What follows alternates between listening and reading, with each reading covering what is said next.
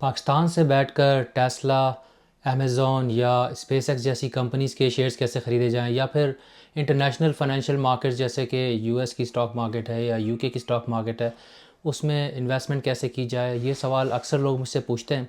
इसके ऊपर जो सेकेंडरी रिसर्च मैंने की है, जो मालूमात हासिल की है, वो मुझे काफ़ी नहीं लग रही, मैं मुतमईन नहीं हूँ, इसलिए मुझे ज़्यादा वक्त लग रहा है। पहला और ऑब्वियस क्वेश्चन तो यही है कि अगर आप पाकिस्तान में रहते हैं तो बाहर इन्वेस्टमेंट करनी ही क्यों है, क्योंकि KC 100 का भी अगर आप तारीखी डेटा उठाकर देखें, मैंने 30 साल का डेटा देखा है, तो जो एनुअलाइज्ड रिटर्न आ रहा है वो तकरीबन 7 से 8% है डॉलर टर्म्स के अंदर।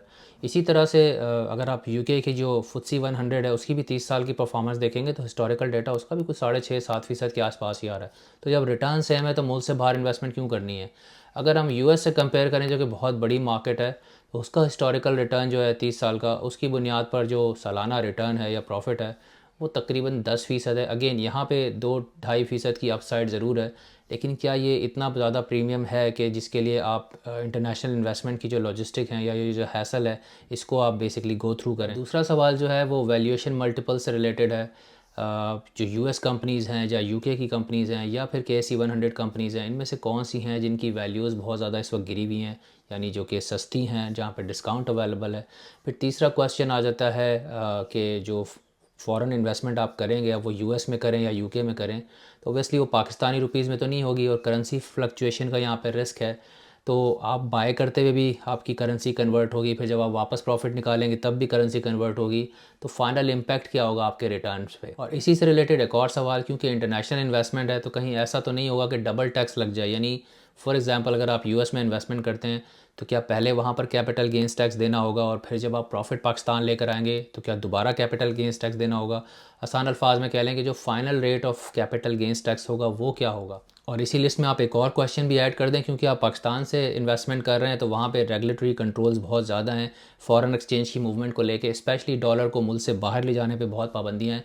तो क्या ऐसी रिस्ट्रिक्शंस हैं और किस तरह से वो इम्पैक्ट कर सकती हैं जो आपका डिसीजन होगा अपनी ट्रांजैक्शंस को लेके। यानी जब आप इन्वेस्टमेंट करने जा रहे हैं, स्पेशली कोई अगर अपॉर्चुनिटी आती है जहाँ आप सोचते हैं कि मैं बड़ा अमाउंट इन्वेस्ट कर दूँ, या जब आप प्रॉफिट निकाल के आ रहे हों वापस, तो ये जो बोथ वे मूवमेंट है फॉरेन एक्सचेंज की, इसको लेके क्या रिस्ट्रिक्शंस हो सकती हैं जो आपको पहले से पता होनी चाहिए। इसी तरह क्या कोई टैक्स बेनिफिट मौजूद हैं इन्वेस्टर के लिए, कोई टैक्स रैपर मौजूद है, यानी ऐसे अकाउंट जिसमें आपको टैक्स का बेनिफिट मिल सके। मिसाल के तौर पे यहाँ यूके में अगर आप आईएसए अकाउंट के ज़रिए इन्वेस्टमेंट करते हैं तो आपको टैक्स की छूट मिलती है।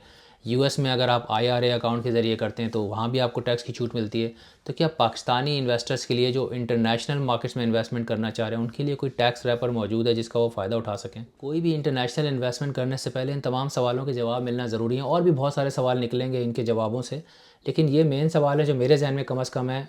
इनमें से कुछ के जवाब मुझे मिल गए, लेकिन अभी इन्फॉर्मेशन पूरी नहीं है इसलिए मैं वीडियो प्रोड्यूस नहीं कर रहा। मैं कुछ लोगों से रिक्वेस्ट की हुई है, जैसे ही मुझे बाकी सवालों के जवाब मिलेंगे और मज़ीद कुछ एडिशनल सवाल जहन में हैं उनके जवाब मिलेंगे तो फिर मैं वीडियो ज़रूर प्रोड्यूस करूँगा। लेकिन जब ये आप चीज़ें पता चल जाएंगी तो फिर उनको ख़रीदना कैसे, यानी इंटरनेशनल मार्केट में आप कैसे इन्वेस्ट कर सकते हैं। ऑब्वियसली ब्रोकर के थ्रू ही किया जाता है, इसके भी मुझे कुछ जवाब मिले। मिसाल तौर पे इंटरैक्टिव ब्रोकर के थ्रू कर सकते हैं, स्विस कोड के थ्रू कर सकते हैं, लेकिन ये इतना आसान नहीं है क्योंकि आपको कंपेयर करना होगा कौन सा ब्रोकर कितनी फ़ीस चार्ज कर रहा है, क्वालिटी ऑफ सर्विस कैसी है। कोई ऐसा ब्रोकर भी है जो फ्री ऑफ चार्ज आपको सर्विसेज प्रोवाइड कर रहा है। तो ये सारी चीज़ें मालूम होना चाहिए। अगर कमेंट्स में कोई मुझे बता सकता है जिनको इन सवालों के जवाब पता है तो you are more than welcome to respond. और इन द मीन टाइम अगर मुझे जिन लोगों से मैंने राब्ते किए हैं एक्सपर्ट से उनके जवाब आ जाते हैं तो फिर मैं एक फ़ॉलो वीडियो करूँगा और तफसील से बात करेंगे इस पे कि पाकिस्तान से इंटरनेशनली आप कैसे इन्वेस्ट कर सकते हैं और करनी भी चाहिए कि नहीं।